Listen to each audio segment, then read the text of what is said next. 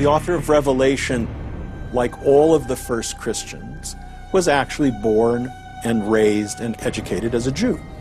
What is the sacred number of the Hebrew Bible? It is the number 7, which is the number of days it takes God to make the world. Later, there was a famine that was coming that would last for 7 years. But first, God would give the nation of Egypt 7 years of bounty. All throughout the Bible, you see this theme reoccurring again and again. And where it comes to full completion is in the book of Revelation. You have a series of successive judgments growing in intensity. You have 7 seals, and then you have 7 trumpets, and you have 7 bowls. And they flow in a continuing order, but there's a crescendo. It's a crescendo that has only begun. The next sign is a global annihilation sent from heaven itself.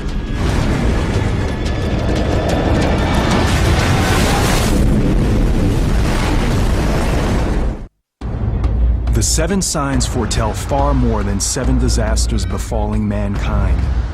The intricate prophecy describes 7 disasters within 7 signs, within 7 more signs. This particular global nightmare would truly come from the heavens. And the stars of heaven fell to the earth, and the heaven departed, and the kings of the earth hid themselves in the dens and the rocks of the mountains. Objects falling from heaven are mentioned more than once in Revelation. In the book of Revelation, John is seeing what appears to be, in a vision, all these stars falling from heaven. It could very well be a massive meteor shower or massive meteor impact or massive asteroid impact on planet Earth.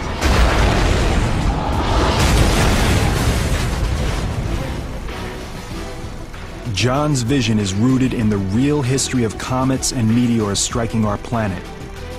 Throughout history, phenomena in the sky, especially comets and meteors, have been deeply unsettling to human beings.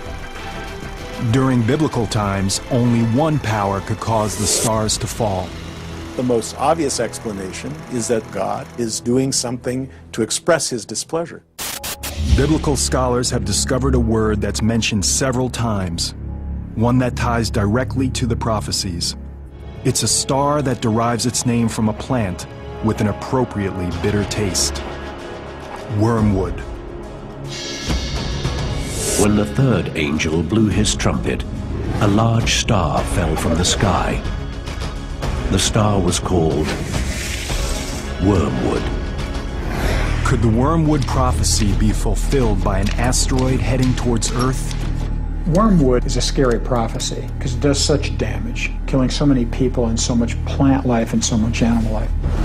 It's clearly something to be so huge it'll be trackable by modern technology.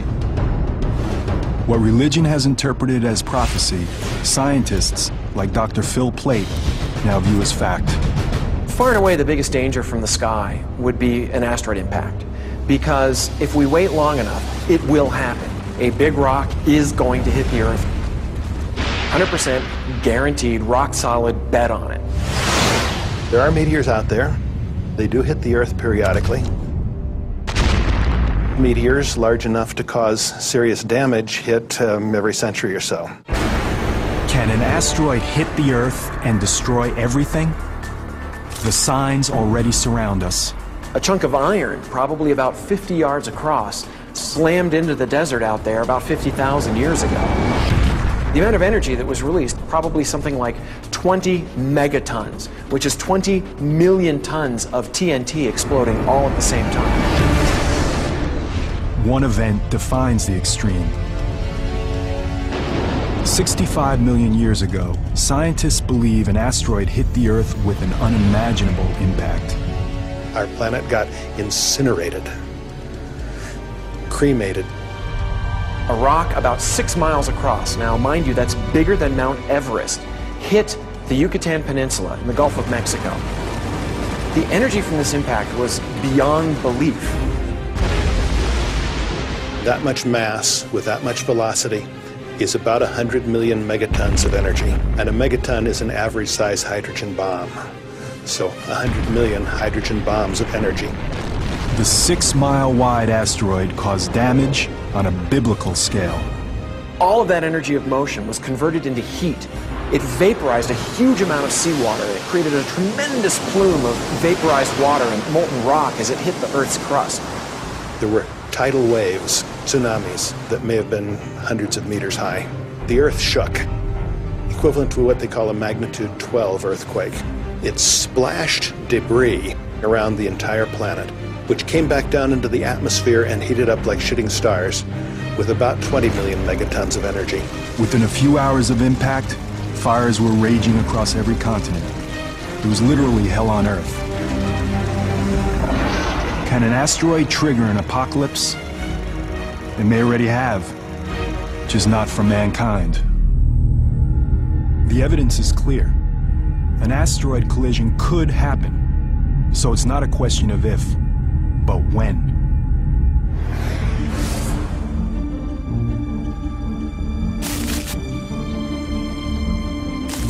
The Arecibo Observatory has been tracking objects in our solar system since 1963.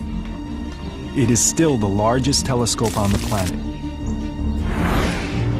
Unlike optical telescopes, radio telescopes like Arecibo make their observations electronically, similar to how radar works. We have a 1 megawatt radar system, possibly the most powerful radar system on Earth, that we use to track asteroids and get very precise information about the trajectory of these asteroids.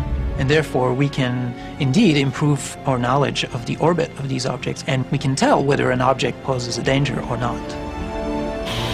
What they're finding is startling to religious and scientific communities alike. The objects that are dangerous to us are the ones that are big enough to do substantial damage. Those are taken to be the ones that are sort of 500 feet across and larger. Of the 500-foot size, there's 10,000 to 20,000, I'd say. And we know where maybe somewhere between 10 and 30% of those are. By a conservative estimate, 7 to 14,000 unaccounted asteroids pose a threat to Earth. One as small as 100 yards across can still destroy a city the size of Tokyo.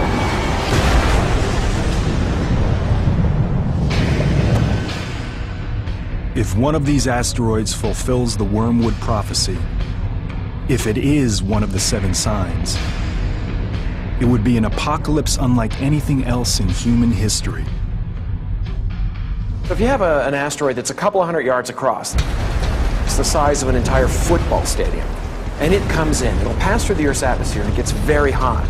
So if you were standing, say, in New York City and it were going to impact there, you would look up and you would see this huge ball of light going across the sky. You would feel the heat from it. It would be like standing underneath an extra sun. As the Wormwood asteroid gets closer, the heat will intensify. It would get hotter and hotter and hotter, and it would be like sticking your head in the oven and turning it on broil. You would actually catch on fire. The buildings would be set on fire. Within seconds, every building in Manhattan will be set ablaze. But the fire won't last long. That fire would be put out almost instantly when the rock actually hit the ground.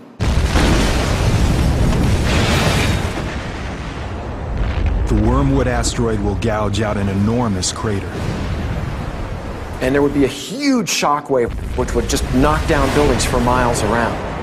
The pressure wave, the heat, and all of this together would probably completely destroy Manhattan Island. Wormwood hits with such incredible impact that a third of all marine life is destroyed, and coastlines are destroyed. It poisons the sea, it kills people, it kills plants, it kills animals, and so there's tremendous devastation, and it's global. Some of the most devastating human impact may unfold in the days and years after an asteroid hits. A phenomenon that's called impact winter. A lot of the ejecta, the material that's been excavated from the crater, can actually obscure sunlight. And enough sunlight can be obscured that you could actually shut down photosynthesis, and plants would die, and the entire food chain would be disrupted. You're talking about deaths on an unimaginable scale, huge impact to the global economy, tremendous amounts of areas where food won't be able to be grown. And so you're talking about long-term effects, not just the instant effect.